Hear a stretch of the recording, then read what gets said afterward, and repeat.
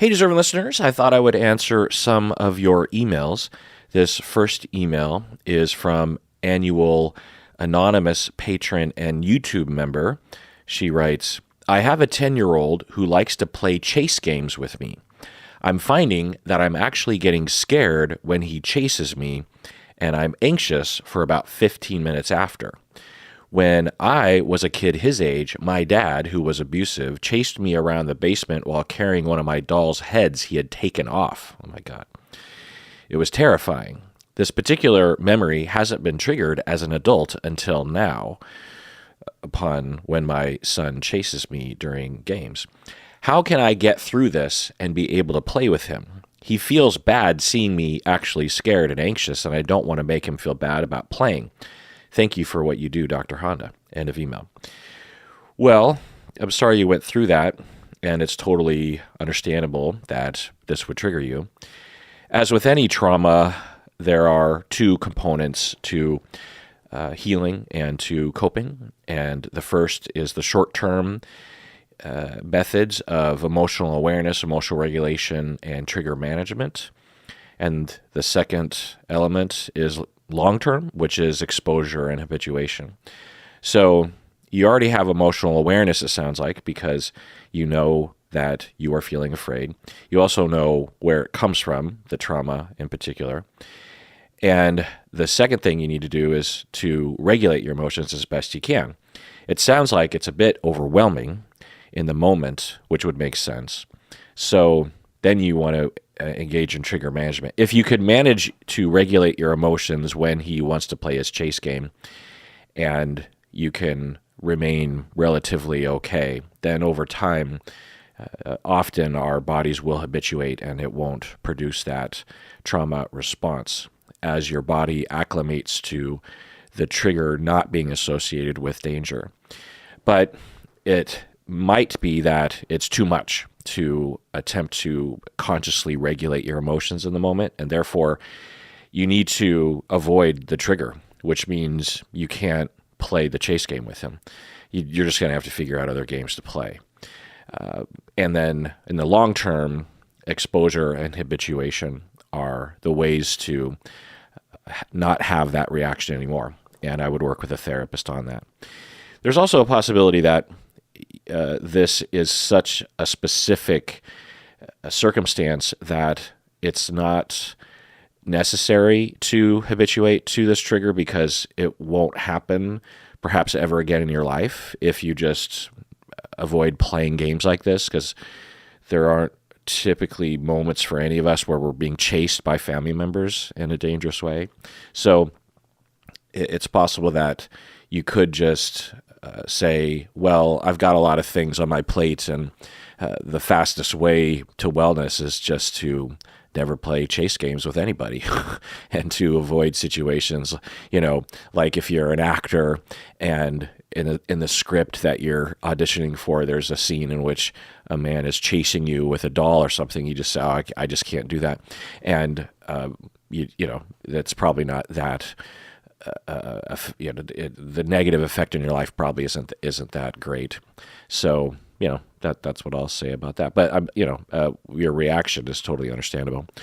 This next email is from FemPsych on YouTube. Her name is Teresa. She says, thank you for responding to my greetings on the YouTube lives. When you say my screen name on YouTube, FemPsych, I get so excited. I hope you know I will always give you credit for helping me decide on my business name, haha. I still have yet to post any videos on my channel, and it's been kind of bumming me out. I have everything I need in order to start, but it has been so difficult to get enough time or space without my son. Do you have any tools or advice regarding how I can get over these mental blocks I'm experiencing? I believe I have some type of stage fright thing going on or social anxiety related to posting videos.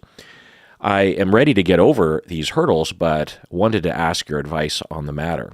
I know I need to just dive in, but I have that block that prevents me from recording and posting videos. My psychiatrist actually prescribed me a beta blocker, propranolol, to try before recording a video to see if it helps, but I do not want to depend on that for the long term. Teresa, end of email. Yeah, well, FemPsych, I would say that blocks like this, whether it's related to stage fright or procrastination or perfectionism, are very tough nuts to crack. If you've ever been through this kind of creative block, you know how difficult it is and how people who don't understand will have very simple advice like, well, just dive in, like you say, or just don't think about it, or reassure yourself that everything's going to be okay. If it were that easy, smart people like Teresa would have already done those things. So I'm not going to act like I can tell you anything that is going to be revolutionary in terms of changing your life and being and would definitely help your stage fright. So I think step one is to really appreciate that your block might have a significant trauma involved or a significant physical reactivity that you're experiencing. The second thing I'll say about propranolol is your psychiatrist prescribed it to you, and I can tell you because I took propranolol for many years as a professor because I am tremendously afraid of being on stage, including just teaching to like 5 students. I would have many panic attacks, and I don't use that lightly. I actually suffered from full-blown panic attacks in my younger life and am still prone to them if I don't watch the ramp up to a panic attack. But as a professor, I took propranolol for, 15 years every time I taught. And the psychotropic effects or the effects on the body and the nervous system is minimal. It is essentially a drug that takes away the reactivity that your body feels when you get nervous on stage, when you start to shake, and sweat. And a lot of people's stage fright stems from having those feelings. Like I've had the experience where I'm actually really looking forward to giving a lecture. Like I was giving a lecture at a conference not long, and I was actually on the ethics of providing to being a podcaster and or just how to be a podcaster or something. And I was really excited to present this to other professionals in the field because I want other people to do what I'm doing. And I'm also proud of what I've done and what I've learned just out of trial and error because I think about it a lot. Even when the podcast was very, very small, when no one was watching, I thought about the podcast all the time. I was obsessed with trying to figure out like how to make it better or how to edit things better, what to talk about, what kind of voice I should have, how often things should be published, should it be video, should it not, who to be as co-hosts, how do I involve them, just everything, because sky's the limit when you're the guy, because I could do whatever I wanted, and this podcast could have and has gone a lot of different directions because I will just, in my boredom, will just suddenly start thinking about how to make the podcast better. So as I'm giving this lecture, I didn't take my propranolol because as a professor at some point I felt like I didn't really need it anymore, and I wish I had it because I was really excited to give this lecture at the conference, but my body was shaking and it actually was bothersome. It was just inconvenient because it gave the impression that I was way more terrified than I actually was intellectually. My body was terrified, but my mind was serene. I was fine. The body doesn't always agree with your conscious mind, And so the propranolol would have been nice. I also was kind of tired that day, and it was in the morning, and I had drank a lot of coffee, which didn't help. But we took propranolol for a long time, and it just takes away that feeling. It's not like Xanax or something. Now, you can become a little drowsy, maybe. Sometimes after I taught for 3 hours, I might be a little bit more prone to taking a nap at that point when I got home, maybe. I don't know. But if your psychiatrist is prescribing it, I don't know if you've tried it out. Now, I would imagine that the block is more than just the physical jitters that you get when you're recording. So I don't know. So the main, as with trauma treatment, the trick is that you identify the emotion, which it sounds like you're beginning to understand, because you say you believe you have some type of stage fright thing going on. Well, that sounds like a lot more investigation and exploration and processing and experiencing is in order, because as a therapist yourself, if you're going to attack something and deal with something, you got to know what that thing is. And it can be complicated. These kinds of, like the previous emailer, the trauma's pretty clear, right? But when it comes to stage fright or perfectionism or shame or social anxiety, the trauma might not be easy to detect, and it might be kind of smeared out over a lot of experiences growing up that you don't really remember or relate to your current experiences. Also, it's just normal to have some level of social anxiety, and you don't need to have traumas to have it cascade through one's life to become full-blown social anxiety. But I would really spend a lot of time first trying to figure out what exactly, don't try to analyze it. You're saying you have some kind of stage fright. And it sounds like you do have some awareness that it's anxiety-based, but if you're not sure of that, I would really make sure, because there's a lot of different types of physical feelings that we can have that would result in us being resistant to doing what we want to do, which is to be on stage in front of the microphone. And then once you have that awareness, then you want to start asking yourself, well, why is this, and how do I counteract it? What sort of corrective experiences do I need to have, that sort of thing? And there's a lot of different pathways, like I said, and it's much easier said than done. And that could be 5 years of therapy right there. Honestly, it's stage fright and perfectionism or procrastination. I have treated a lot of people with it, and I've fielded a lot of emails from it about that. And I can tell you that very few people, especially on the internet, appreciate just how stuck in the mud these aspects of ourselves can be. Berto actually has a big case of it. He's been working on his piano. I sort of call it like his Billy Joel, Elton John album, because he's done a lot of different genres over the years, rock and 80s influenced pop, but his more recent project is him writing songs on piano and getting a session drummer and a session bassist to play with him, and he's actually hired like session violinists and stuff, and he's been working on this album and going into the studio, like really nice studios and for I'm not even joking, maybe like 15 years. If you've been listening to the podcast a long time, you've heard me get on his case about releasing the album, because I've heard some tracks, and some of them are amazing tracks. I mean, they're all good tracks, but some of them I'm just like, that's like an actual radio hit, that song. and he's written a lot of music, and some of all of it's good, but some of it is really just in the pocket for his artistry, and I think this music is that. Instead of trying to shove a Billy Joel, Elton John kind of guy into a Nirvana band, if you know what I mean, he can still pull it off, but it's not really at home for him anyway.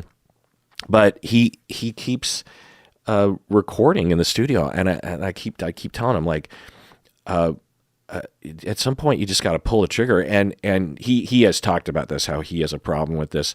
He's a musician, a songwriter like me, in some ways more prolific and quicker to record than me, but he had never released an album until he and I were in a band like 15 years ago. We released a CD, and that was just normal for me. It's just like, okay, we're in a band, and we're going to write music, and we're going to record it, and we're going to release it. And I had done that, dozens of times, and we're, kind of the same age, and this is the first time he'd ever released anything. and to me, I'm always just like, look, no one cares about my music anyway, so what's the difference? I'm going to be the one that's going to listen to this thing more than anybody else.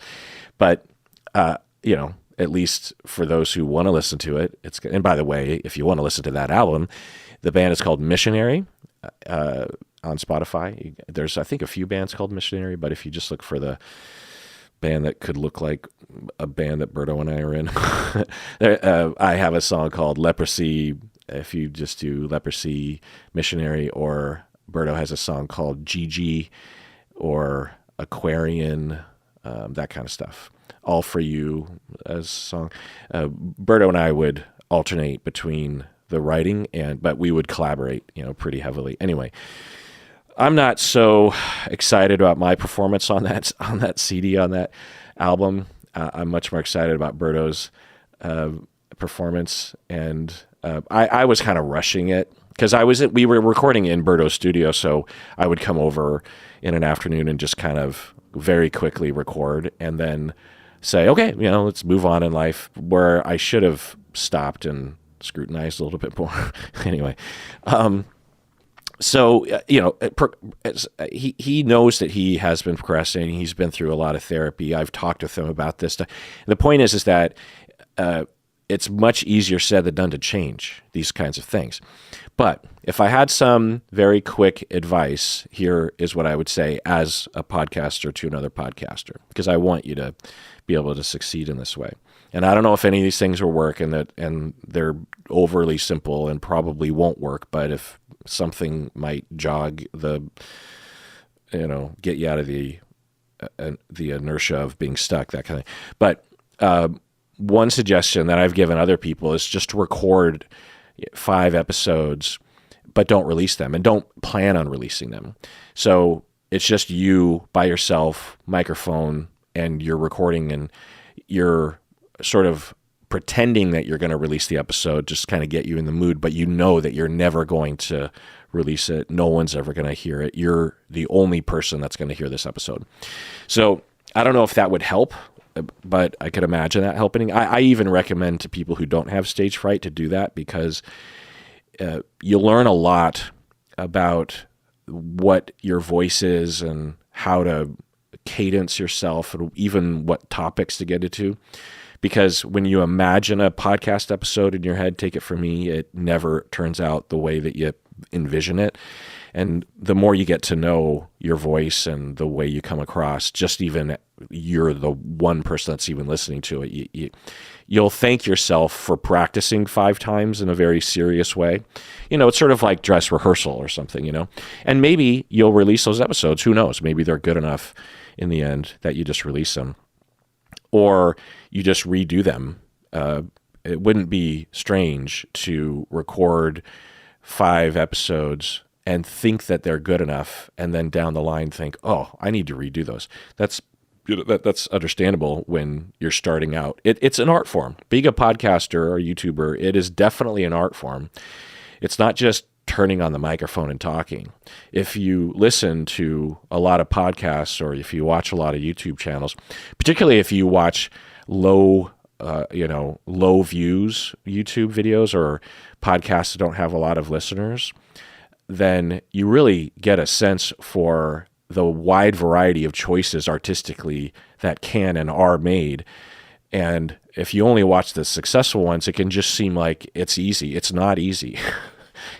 It's art, It's like trying to be a musician. I'm not helping, probably, as I'm saying. But anyway, so you make 5 episodes. You're not going to release them. I always recommend that podcasters or YouTubers starting out do that, just so that it reduces the likelihood of putting something out that is humiliating to you, that will shut you down in terms of making more stuff. Another idea that I have thrown out there for people in your shoes is to make very, very short episodes at first, and maybe release them. Make them literally a minute long or 5 minutes. Trying to make an hour-long episode the first time you're trying to make an episode is a daunting task, and can create a lot of procrastination and perfectionism. You're mentioning that your child is taking up a lot of your time, so it's kind of hard to record. Well, trying to sit down and script out an episode and record it and edit it. Yeah, if it's an hour long, I mean, especially when you're first starting out, that could be literally like a 50-hour project. But if it's 5 minutes, depending on the kind of content you're making, maybe that's a lot more attainable, and then down the line, maybe you can start increasing that to 10 minutes or something. The point is you just have to get over that hump. And once you get over the hump, it gives the opportunity to just keep going, keep the ball rolling. Another suggestion I've given people is that you record whatever kind of episode you want or however many you want, and you post it to your RSS feed, the podcast feed, and you don't tell anyone about it. You don't tell any friends or family, or you don't post it on social media associated with you. And people will find your content just because they search for that topic or something. So you'll probably get 1 or 2 listens just from that, which can actually feel quite exposing when you're first starting out. I've actually been a paid consultant for early psychology podcasters, trying to help them, and it's just so cute to me when new podcasters have literally like 10 views on YouTube, or they had 10 downloads on their RSS feed, their podcast feed, and they're just like freaking out. They're like, oh my God, 10 people around, and because it's freaky. 10 people around the world found you and listened to you, and presumably half of them liked you. I mean, that is, that's freaky. That's a big deal. And I very much appreciate that. Over time, as things grow, it'll feel different. But in the beginning, it's like 10 people, 10 human beings took the time.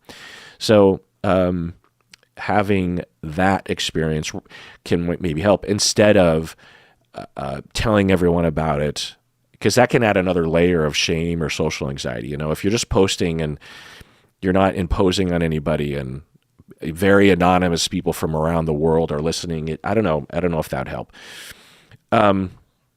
The other idea I had was you make your first episode about how terrified you are to make the first episode. All right, let's take a break. All right, back from the break. This email is from another YouTube person that I interact with a lot on the YouTube lives and also in the comment section. Annual long-term middle-tier patron and YouTube member Bitchin' Bubbles from Philly. Her name is Bitchin' Bubbles on YouTube. She says, "Hey, Dr. Honda and Rebecca, Bob, Berto, and Stacy too. I was diagnosed by a psychology professional as having ADHD when I was 11 years old. I was diagnosed by a psychology professional as having ADHD when I was 11. A relative of mine with a PsyD tells me frequently how I don't have ADHD, and I've even expressed to him how much this hurts me." So a relative of yours who has a psychology doctorate tells you frequently how you don't have ADHD, and you've told this person that it hurts you when they say that? Okay. That's interesting as to what would the relative's motivation be there. Though he listened to my expression of hurt and admitted that ADHD and autism aren't his specialties, he still doesn't acknowledge my diagnosis as legitimate and continues to publicly tell people how they don't know what they're talking about with respect to ADHD and autism.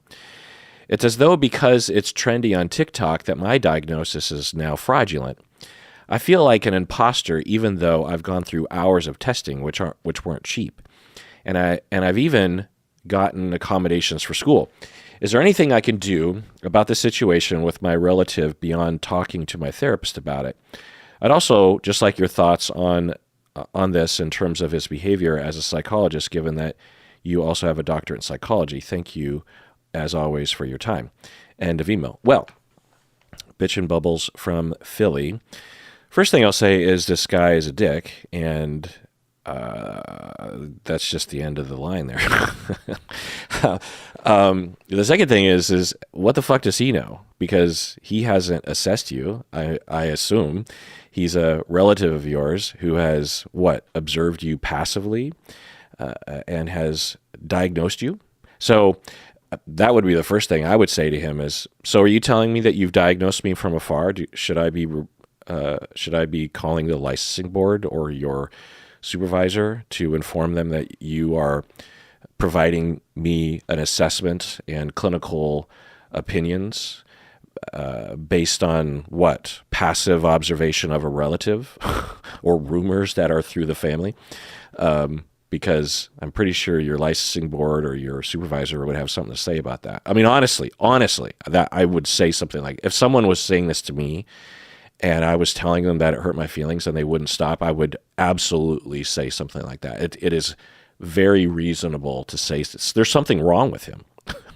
I mean, now, on the other side of things, I have, as a professional, had people in my personal life who have claimed to have suffered from a variety of things, often, honestly, ADHD and autism, because they watch TikTok and Instagram posts and stuff. And from my, not uninformed, I'm not treating them and I haven't assessed them, but in my head, I will think, I don't know if they're being informed well regarding what ADHD is or what autism is.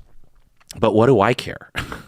It doesn't. That's the thing about this guy is, what does he get out of hurting your feelings? What does he get out of attacking you in this way? Now, the other thing I'll say is that ADHD is one of those things that is underdiagnosed and overdiagnosed at the same time. So you have a lot of people with ADHD that don't know that they have ADHD. In fact, if you just look worldwide, in all likelihood, the vast, vast majority of people who are suffering from ADHD don't know it. But even in the United States, there's a lot of people for a variety of reasons. But also, it is known for at least a percentage to be overdiagnosed. Now, that percentage is tiny compared to those who have it but aren't being diagnosed. So that's one thing.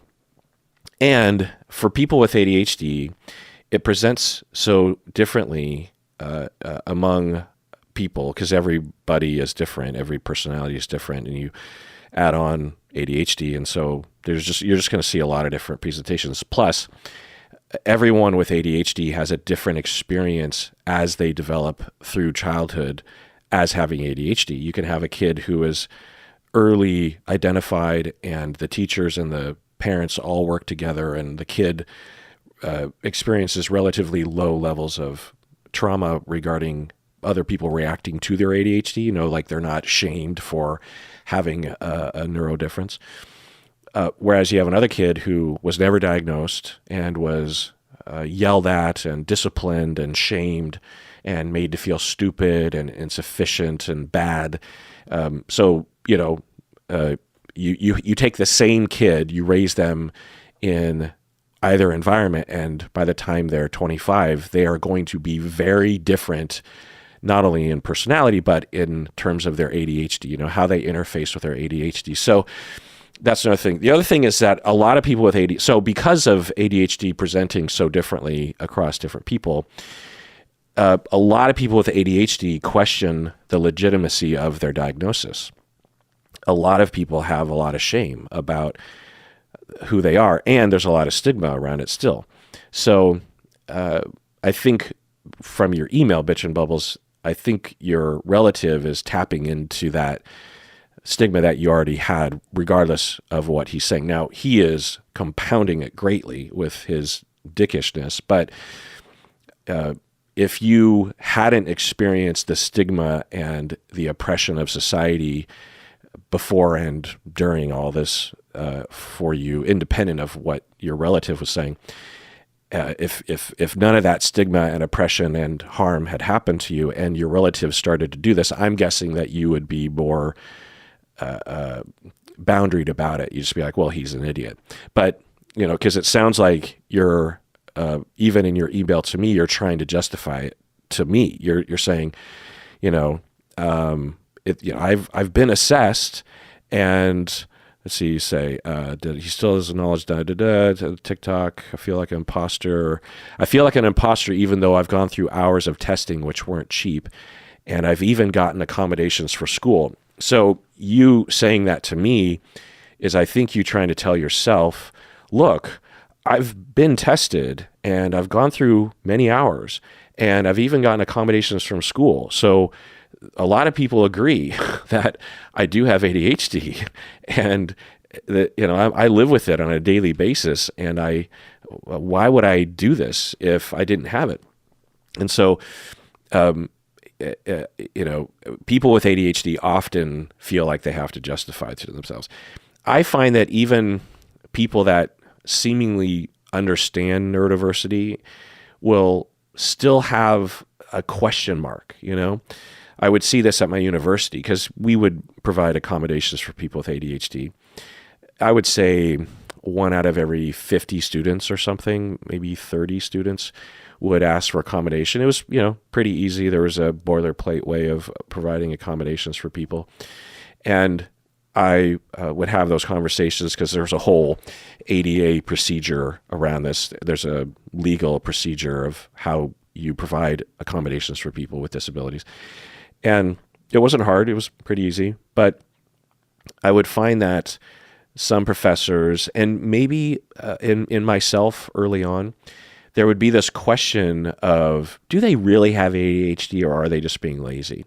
And that's horrible, right? Because we've been so programmed to interpret many symptoms of ADHD as a personal choice, as a failing of the individual. And for people who even know better, it still, that thinking still creeps in. And so all of that stigma and all of those messages are continually being given to you, bitch and bubbles. And then when your relative comes along and he speaks the stigma out loud, maybe this is a wonderful opportunity for you to heal because he's being overt about something that is almost always covert. And you can do a lot of healing around this, with your therapist and against him. He can be the representative of all the assholes who have and will continue to covertly and subtly put you down and question the legitimacy of your ADHD, So that's what I'll say about that. To answer your final question about as another person in psychology, it's a large field, take it from me, with a lot of different people with a lot of different opinions. That's the other thing to think about is that if you yourself were to be assessed by 10 different clinicians, you would get a wide variety of answers from people, some of which would say you didn't have ADHD. So that's another way to look at his opinion. It's just normal for clinicians to disagree about things because everyone has a different bias or a different experience level, or they see things a little differently in the client. So it's not surprising, The other thing that I'll say is that because of the massive wave of misinformation and self-diagnosing from that misinformation that's happening on TikTok, I imagine you have a lot of people in the field who know better, which your relative might consider himself to be one of those people, are extremely biased against anyone who has ADHD, unless it's extremely noticeable or something in the way that it would be noticeable to them, I guess, in their opinion. So I think that because in my academic circle and in my clinical circle, psychologists in particular are pretty upset at TikTok. And I don't work in this, sort of thing anymore, but I can imagine it being extremely annoying to be given referrals and to have people call me to affirm a diagnosis that they have self-applied after watching a bunch of TikTok videos, only to find that no, they don't have ADHD or they don't have autism. So you get enough of that, and you get jaded maybe, and you just start discounting ADHD in everybody. I don't know, but I can absolutely see that happening. All right, let's take a break. All right, we're back from the break. This next email also has to do with ADHD. I actually grouped these together. YouTube member and anonymous patron, she wrote in and says, "First, I want to thank you, Umberto, Stacy, and everyone else who works on the YouTube channel and podcast, as these have both been a constant source of comfort for me over the past few years. I am currently diagnosed with generalized anxiety and major depressive disorder, and I take medication for both. I have also been seeing my wonderful therapist for just over 2 years, and I feel I owe a good portion of my newfound freedom to her and to you for the immense nuance and care with which you approach deeply complicated aspects of mental health in society. Ah, well, thanks. Here's my question. I finally got an ADHD assessment last week at the recommendation of my therapist, and the NP I spoke with via telehealth diagnosed me with ADHD after 2-hour-long visits. We did the long questionnaire from the DSM as the main assessment tool, but I'm a little skeptical. I don't have the ability to get the expensive comprehensive test, so this is my best hope. I know you've spoken about how complicated ADHD assessment can be, in addition to taking a while if done properly. My recent experience thus feels a little quick, though the person who said I qualify as potentially having ADHD has ADHD herself. All right, so just chiming in here. So you had an assessment for ADHD at the recommendation of your therapist. So it sounds like your therapist saw something. And the assessor over telehealth, 2-hour-long visits in which the main assessment tool was the DSM questionnaire, and you were diagnosed with ADHD. But you're a little skeptical. You don't list why you're skeptical, but you're skeptical, mainly because it's quick. Is that why you're skeptical? I don't know. I mean, the first thing I would say is I would ask that assessor a lot of questions, and I would tell them that you're skeptical and tell them why, I suppose. But if the only reason why you're skeptical is because I'm always yammering about how many hours a thorough ADHD assessment can take, don't listen to me on that. I mean, it is true that the best, gold standard of ADHD assessments do take a long time, and you have to interview a lot of collateral contacts. The family members, coworkers, or teachers, or whatever. That's the best way to assess it, and that's the way that I did it. But I had the luxury of doing that either because the state was paying for it or the family was paying for it. But a 2-hour assessment from a specialist is more than sufficient for someone to be able to diagnose you confidently. Now, could it be mistaken because they were mistaking certain things? The symptoms of ADHD can show up as a part of other things like depression and anxiety, which are statistically much more common in human beings than ADHD. Not that a lot of people don't have ADHD, but these things have to be ruled out as a thing. So, I would trust it personally. If this was me, I would trust the assessment fairly robustly. I don't know what adjective to put to it, but I would trust it a lot. Now, maybe a second opinion is in order. Another assessment, maybe not one that's as extensive to save money or something, but you could have someone even just go over the assessment tool and interview you for half an hour to just kind of make sure that everything's on the up and up. Who knows? But then the other question is, are you worried about something if you were to consider yourself having ADHD? Because that's the other thing about this is that when it comes to ADHD, what did I say? I feel like if I say ADHD enough times, it starts to sound funny in my mouth, if that makes sense. Anyway, when it comes to ADHD, there are two main consequences if one were to accept the diagnosis, so to speak. One is that if you want to avoid the pitfalls of ADHD, then you have to learn how to be aware of and how to account for the deficits and the differences that are present with a lot of people with ADHD. So we typically call these workarounds or coping skills or methods or something. And so you, for example, have to recognize that your working memory is going to be insufficient, and you're going to have to have other workarounds to account for the fact that your working memory isn't going to be working very well. So when someone gives you instructions, for example, or if you get instructions from the internet, or even the instructions about how to, for example, I don't know, mow the lawn or something, then you have to have workarounds, because for other people, they can hold all the steps in their working memory as they're doing the task. But people with ADHD can't do that. So they have to have other methods. Maybe they write it down beforehand, or someone near them reminds them to keep doing the task. Or, like if you have a teenager, you might have a teacher or a parent that's just like, okay, I'm going to be your working memory. And so I want you to do this task. And then when you're done with that, come to me and I'll tell you what the next step is. So you don't have to think about all 5 or 15 steps. I'll be that person for now. And, you can just focus on the next task at hand.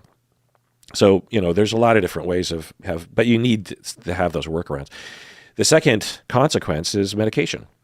So if the first topic of workarounds and emotional regulation and awareness, and also, I guess, shame management, then let's say that someone doesn't have ADHD and they need all those coping skills, and those coping skills help them. Well, because those coping skills can help a lot of people. Then there's really no harm, no foul.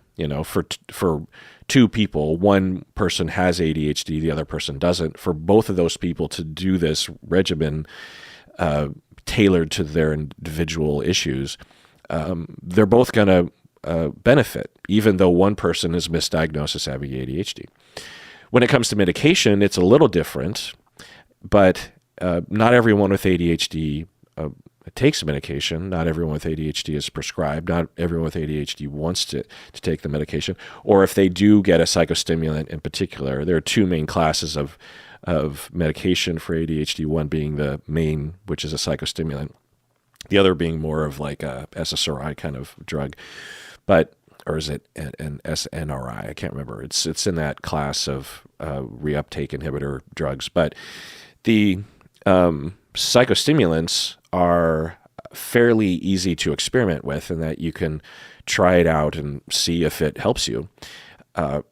And by the next day, it will have worn off, or even by that evening if you take a quick-acting pill in the morning. And so it's pretty low consequence to see, Now, that research shows that for some people who don't have ADHD, who take a psychostimulant, things will improve for them, in that they'll have more focus and more drive, more motivation, this kind of thing, because that's what stimulants do. That's what people will say when they take cocaine or when they smoke crack, or these are all psychostimulants. That's why Ritalin and Adderall are sold on the black market, because you take enough of it and you administer it in a particular way, then it can have a very, if not the same, psychostimulant effect. So for some people who don't have ADHD, there was a myth in the past that people without ADHD, if you give them the drugs for ADHD, then it won't do anything for them. That sometimes is true, but not always. The difference, though, is that people who have legitimate ADHD, when they take the psychostimulant, it fucking works. For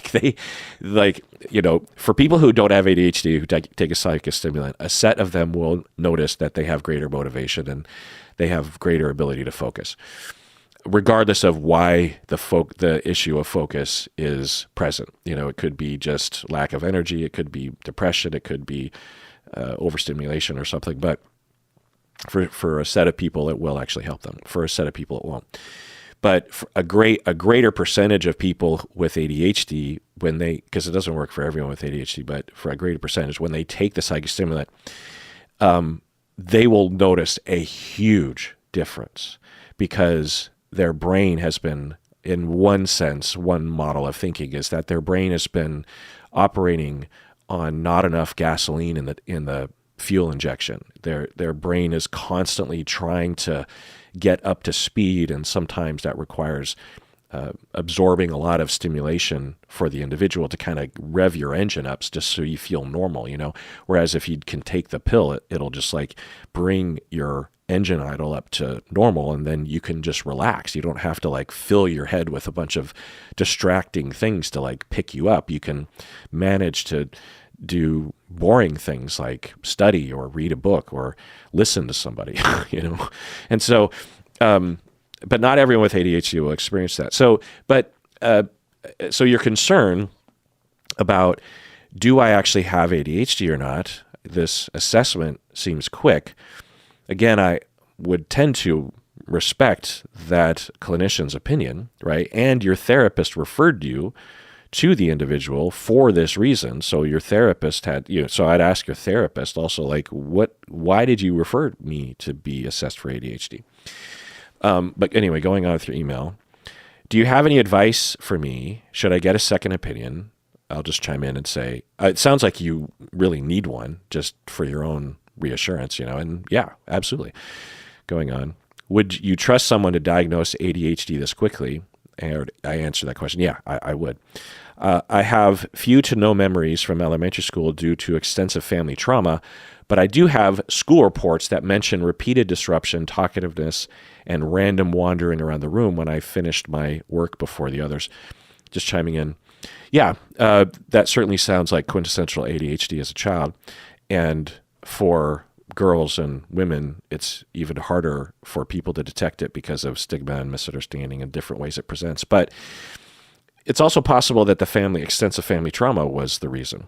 Also, extensive family trauma can exacerbate or might even be a factor in producing the neurodevelopmental foundation for ADHD to blossom, if that makes sense.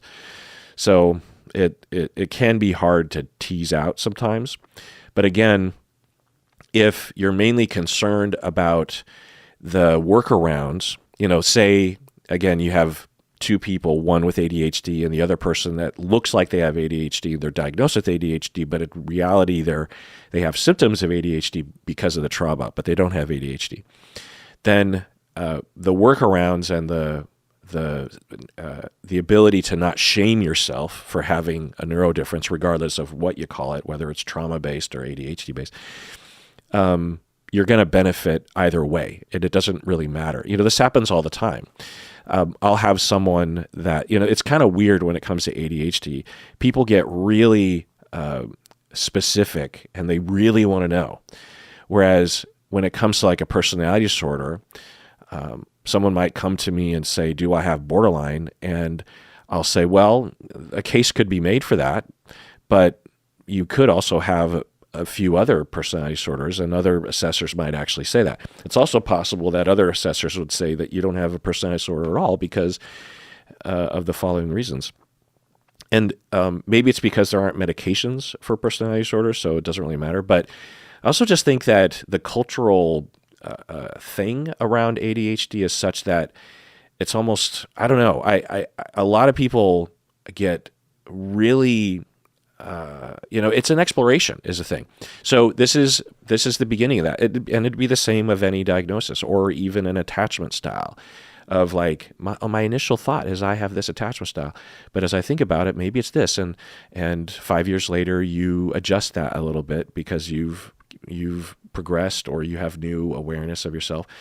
And now, when it comes to medication, of course, things need to be established fairly securely before you can move forward with that. So maybe that if that's what you're worried about, then I understand that. But again, you can experiment with the medications, not experiment, but with a legitimate prescription. If one is provided, you can see if it actually improves your life or not, and then assess the side effects as you go.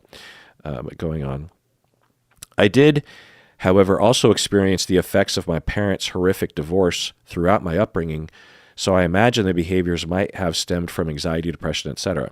My mother says that no one ever mentioned the possibility of attention span issues, so I'm not sure how to make sense of all this. How do I trust the assessment? End of email. Yeah, I basically answer all the questions. The other thing that is often discussed, which is true, but sometimes overemphasized, but is true, is that for girls, they can be under the radar regarding ADHD and definitely have distractibility issues, but because they tend to not externalize their problems and tend to be more pleasant socially and more aware of how other people are feeling, including their teachers, the girls in school can appear like they don't have an attention problem when they absolutely do have an attention problem, if that makes sense to you. Whereas if you have a boy who's distractible and the teacher is trying to get his attention because of the way he's socialized, he might not care as much about hurting the teacher's feelings and will be very noticeable very quickly. Whereas the girl, even though she's having really a hard time paying attention, but what she is better able to do because of her socialization, she's better able to smooth things over with the teacher, or know how to have eye contact at particular moments, or know when to smile, know not to get up in arms if she were to be reprimanded for standing up or something like that. So there's a lot of, or girls will be labeled, ADHD girls will be labeled as just being social.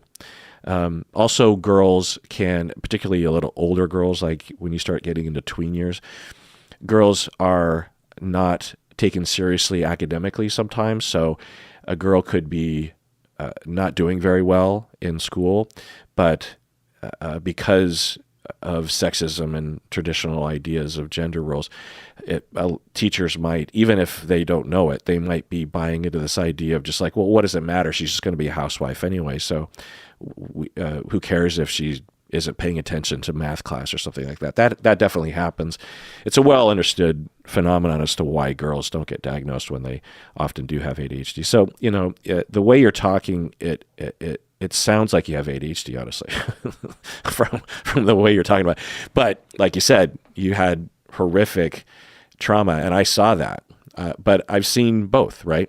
Sometimes the issue is that your parents also have ADHD, and all of their problems stemmed from the fact that they were untreated and shamed growing up, and then it caused all this problem in their marriage, and you acquired the genetics of ADHD, and you were traumatized because your parents have ADHD, undiagnosed, and you are both traumatized and you have ADHD.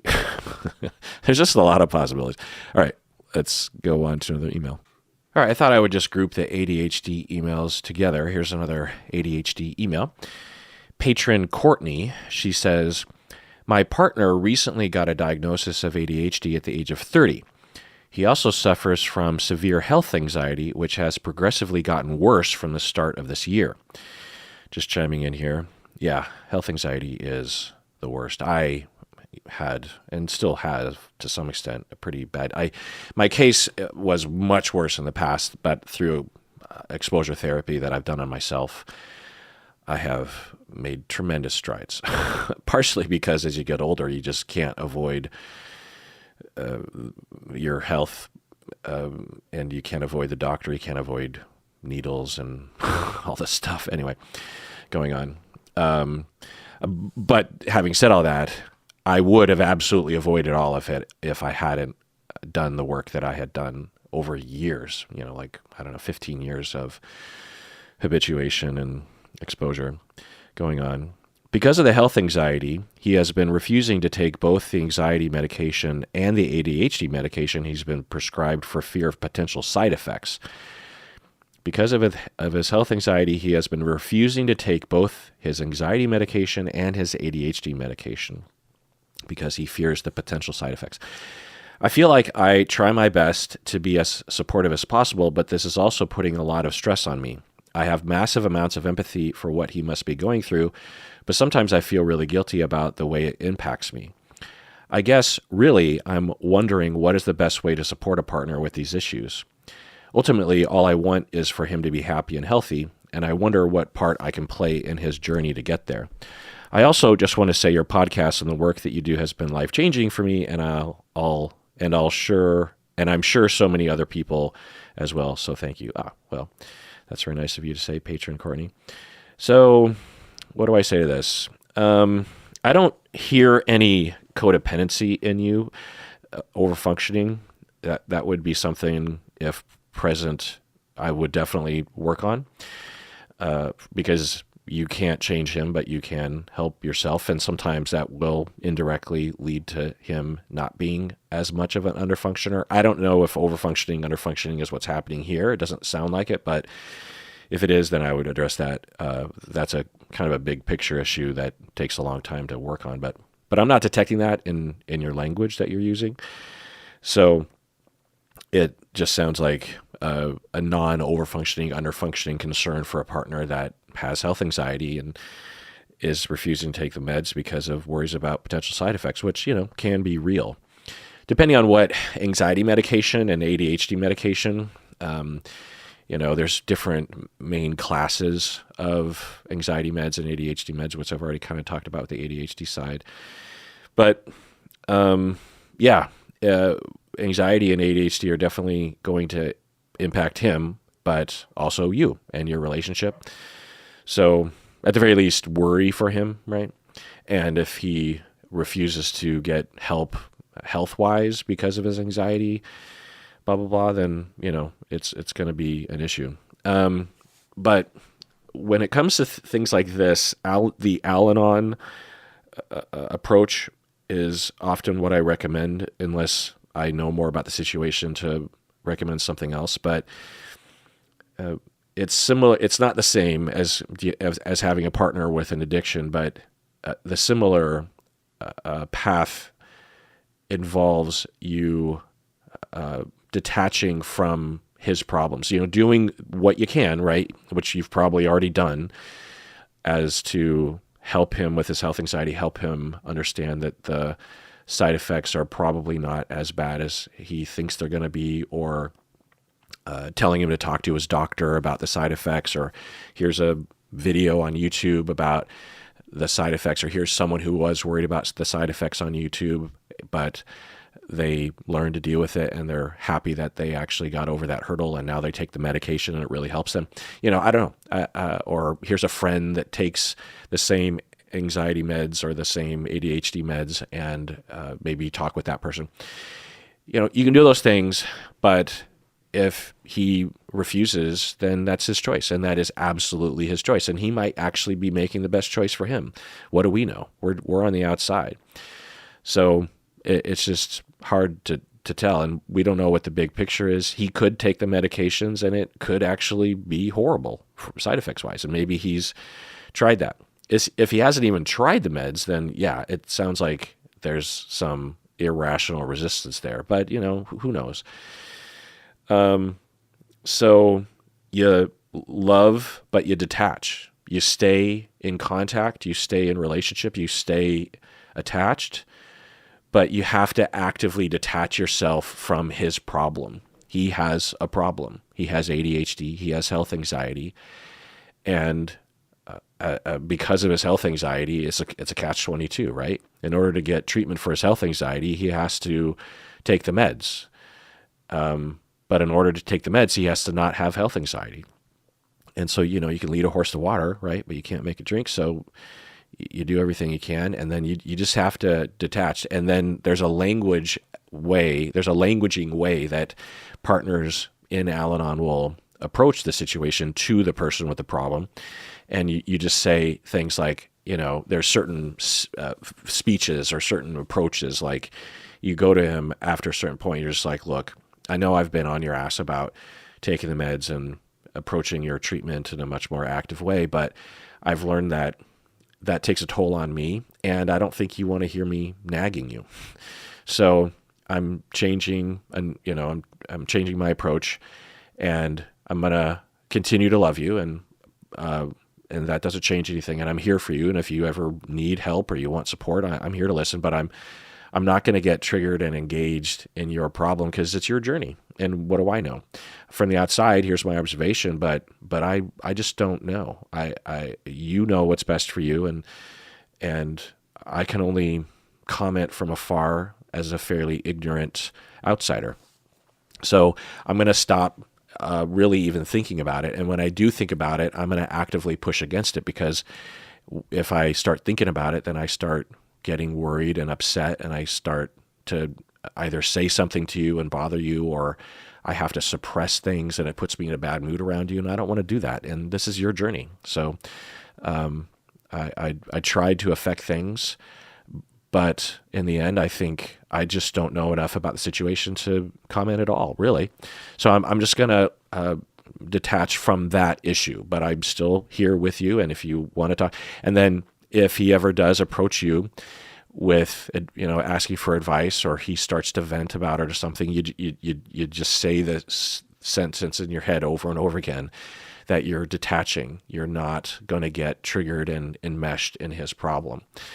And maybe you say something like, well, as I always say, I just recommend that you talk with your doctor, or you talk with my friend who has anxiety and ADHD and takes the meds, and, he knows a lot about this sort of thing. But, and you keep listening. You don't just dismiss him and say, talk to my friend. You're just like, wow, that sounds hard. But you don't go, okay, well, now are you going to take the medication? And, oh, okay, let me get my hands on it. And again, that's an over-functioning codependent thing, but it can also just be a human thing, So I don't know if this is the right approach, obviously, because I'm only going off of a fairly medium-sized email. But if I were to be in your shoes, and if I'm intuiting what you're going through in your relationship, this is what I personally would do, because there's no other answer. It sounds like you're beating your head against the wall, and nothing is changing. So what other answer do you have, right? Yeah. All right. Well, that does it for that episode of Psychology in Seattle. Everyone out there, please, I implore you to please take care of yourself and get support and send in your emails. And I'm here to listen, just like Fraser Crane. It's funny, when I first started to gain popularity on YouTube 5 years ago, a lot of people compared me to Sleepless in Seattle. What's it called? Frasier. It's just called Frasier, right? The TV show. I watched that show, the first few seasons occasionally. I would catch it on TV, but there's a pretty big swath of my life where I didn't have cable TV. I didn't even have, and the only way to get TV would be to use the bunny ears, and I tended to get pretty bad reception. And this is before TV was on the internet and stuff. So there's a whole period of time where almost all of pop culture I just don't have any awareness of because of that. Like, one of the things that I sometimes that sometimes really demarcates that difference in me is that Avatar, the first Avatar movie, I saw it in the theaters and went home and just didn't pay attention to anything that was being said about the movie. I just said, oh, it's okay, interesting movie.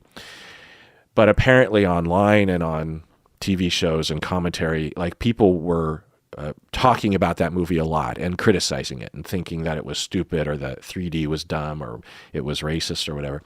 And I just didn't pay attention.